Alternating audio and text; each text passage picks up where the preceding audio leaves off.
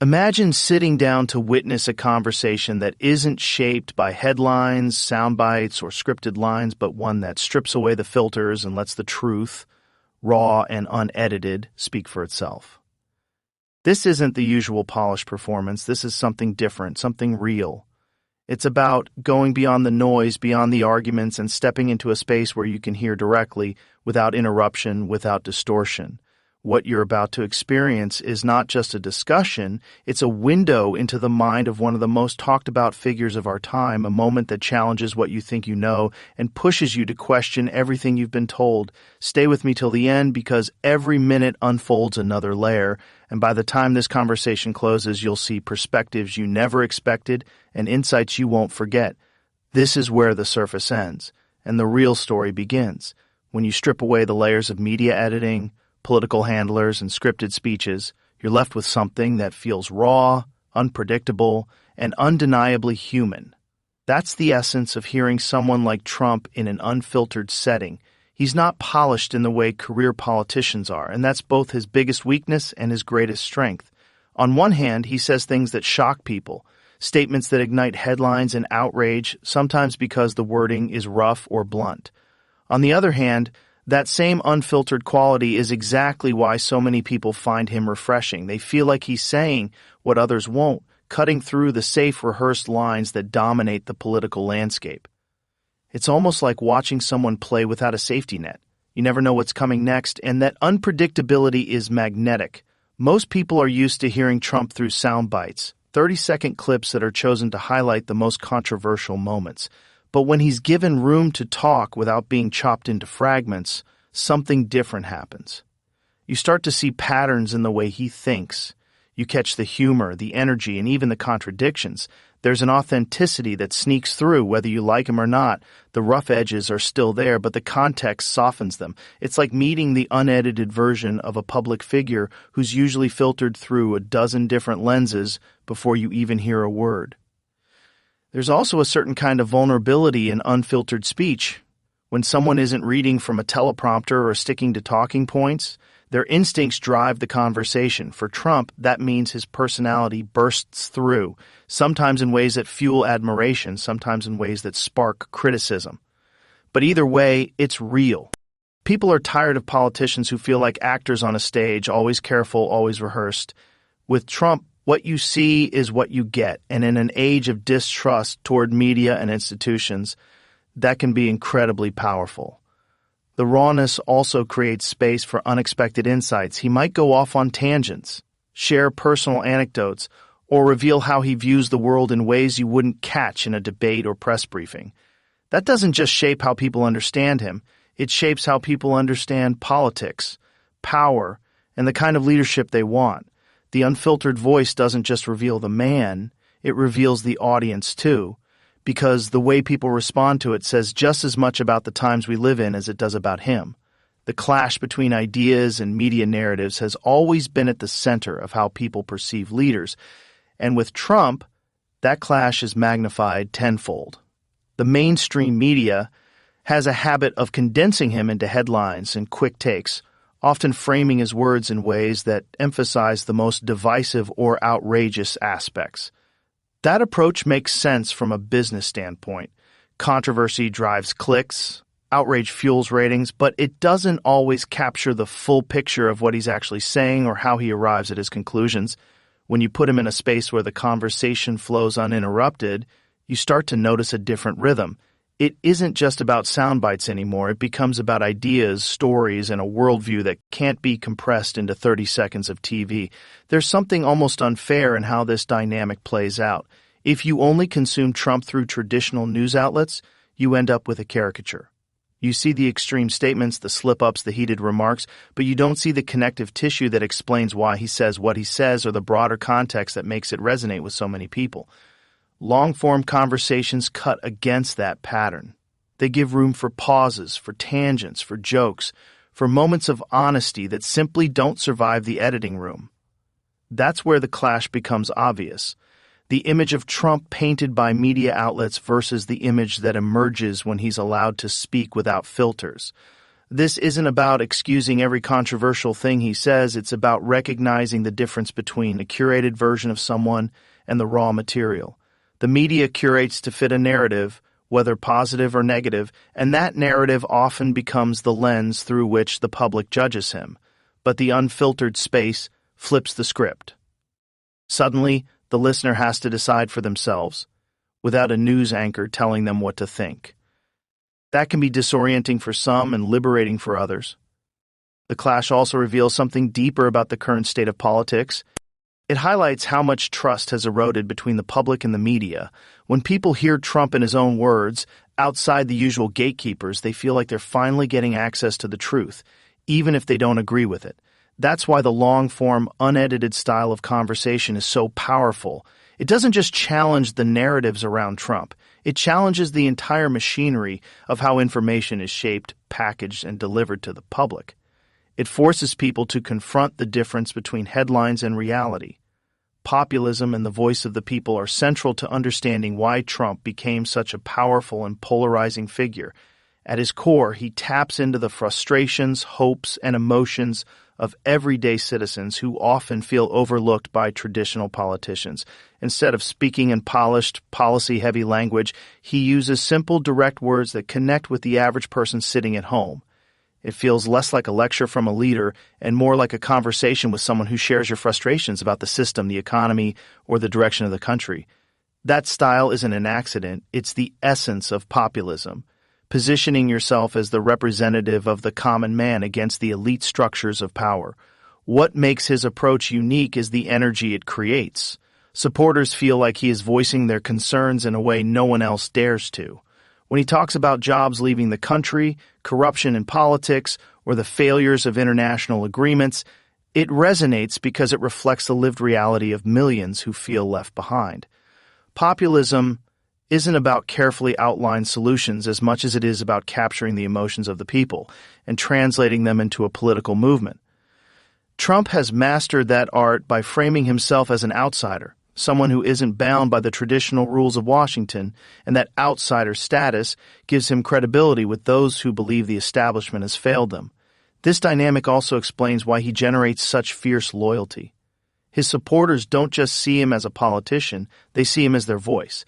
Every time he clashes with the media, political opponents, or global institutions, it strengthens the idea that he's fighting on their behalf. It's almost tribal, the sense that when he's attacked, they're being attacked too, and when he pushes back, they're pushing back as well. That connection is the lifeblood of populism, a bond that goes beyond policy details and enters the realm of identity and belonging. At the same time, populism is inherently divisive. By lifting up one group's voice, it often alienates others. Trump's style ignites passion on both sides, fervent support from those who feel represented and intense opposition from those who feel threatened. That's the double edge of populism. It empowers the unheard but also deepens polarization. Still, in an era where many feel disconnected from politics, the ability to embody the voice of the people, however imperfectly, is a powerful force that reshapes not just campaigns, but the very way democracy functions in the modern world. Polarization and controversy seem to follow Trump everywhere he goes, almost like a shadow that can't be separated from the man himself. The moment he speaks, the reaction is immediate and intense. Supporters cheer, critics condemn, and the cycle of division feeds itself again. That's part of why he remains such a magnetic figure. People aren't neutral about him, and that lack of neutrality is rare in politics. Most leaders struggle to capture attention, but Trump guarantees it because his words and actions demand a response. Whether it's praise, outrage, or disbelief, people feel compelled to react, and that constant storm of reaction keeps him at the center of conversation. The controversy stems in part from his style. He doesn't use careful language or hide behind diplomatic phrasing. Instead, he's blunt, sometimes abrasive, and always unpredictable.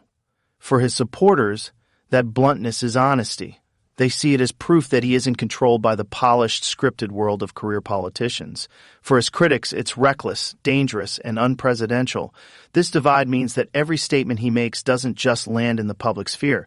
It splits it in two, One side interprets it as bold truth-telling, the other as irresponsible rhetoric. That split is exactly what creates polarization, because both groups feel justified in their interpretation, and neither side is willing to budge. The media plays a huge role in amplifying this cycle. A controversial statement becomes a headline, the headline becomes a debate, and the debate reinforces the sense of division. Supporters rally harder when they see him attacked, while opponents dig in deeper when they see his words spread unchecked. It's a feedback loop that grows stronger with every controversy, keeping him relevant even when he's no longer in office. In a way, controversy is the fuel that powers his political engine. It keeps his name alive, his base energized, and his opponents obsessed. Polarization has a cost, though. It fractures communities, families, and entire nations. People who might agree on many issues find themselves divided simply because of how they feel about Trump. Yet for all the chaos it creates, polarization also signals how deeply he has tapped into cultural and political fault lines. He isn't just a politician, he's a symbol, a figure through which larger battles about identity, values, and the future are being fought. That's why controversy doesn't weaken him in the way it would weaken most leaders. It cements his role as a lightning rod in a society already primed for division. Breaking the political mold is one of the defining characteristics that sets Trump apart from nearly every other figure in modern politics. From the very beginning, he refused to conform to the expectations of how a politician should speak, act, or present themselves. Traditional politicians are careful, measured, and endlessly rehearsed, but Trump thrives on improvisation and spontaneity. He speaks in a way that feels unscripted, sometimes chaotic, but undeniably authentic to his personality. That rejection of the mold made him stand out in a field where most people looked and sounded the same, and it became a central reason why he was able to capture so much attention and loyalty from the public. Instead of following the polished tone of career leaders, he leaned into humor, sarcasm, and even ridicule. He branded opponents with nicknames, turned debates into performances, and communicated in ways that were more entertainment than policy lecture. Critics saw this as cheap theatrics, but his supporters saw it as breaking through the fake polish of politics. To them, he wasn't pretending to be perfect or hiding behind formalities. He was being himself, flaws and all. That kind of raw presentation made him relatable to people who had grown tired of politics that felt distant and disconnected from real life. Another way he broke the mold was through his use of platforms that traditional politicians had never fully embraced. Social media, for example, became his direct line to millions, bypassing the usual gatekeepers of news and media. It wasn't just about communication, it was about control of the narrative. By speaking directly to the public in his own voice and style, he avoided the filters that usually shape political messaging. That bold move completely redefined how politics could be conducted in the modern era, forcing others to adapt or risk becoming irrelevant. Breaking the mold also meant rejecting the idea that politicians need to follow the same set of rules when it comes to diplomacy, alliances, and global leadership. Trump approached these arenas with the mindset of a businessman rather than a statesman. And while that unsettled many traditional leaders, it also resonated with people who wanted someone willing to challenge the status quo. His approach signaled to the world that he was not bound by the conventional playbook, and that unpredictability became both his weapon and his trademark. Whether loved or hated, his refusal to fit into the mold of a traditional politician guaranteed that he would never be ignored, and it redefined what leadership could look like in a system long dominated by conformity. The power of long-form conversations lies in their ability to strip away the noise that usually surrounds political figures and allow audiences to see them in a more complete light. In a typical press conference or debate, answers are timed, interruptions are constant, and the entire exchange is designed for sound bites.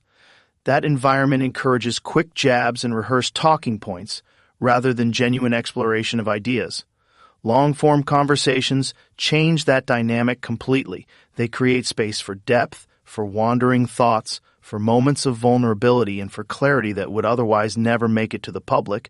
With someone like Trump, that shift is especially dramatic because his personality thrives in unscripted, unpredictable spaces. When he has hours to talk instead of minutes, the audience can see how he connects ideas, what stories he chooses to tell, and how his personality shapes the way he explains his views.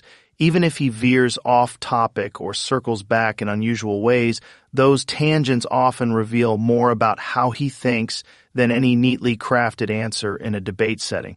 It feels less like a staged performance and more like sitting in on a raw exchange of thoughts. That intimacy draws people in because it allows them to make up their own minds without the filter of edits, headlines, or partisan spin. This style of conversation also forces patience from the listener. Instead of reacting to a single quote or headline, the audience has to sit with the full scope of what's being said. That changes perception. Comments that might sound extreme in isolation can sometimes make more sense when placed in context. Similarly, ideas that might seem simple at first can take on new weight when given room to develop. For Trump, this means people aren't just judging him on the most viral clip of the day, but on the entire flow of his personality and perspective. The rise of long-form conversations has also shifted the balance of power away from traditional media outlets.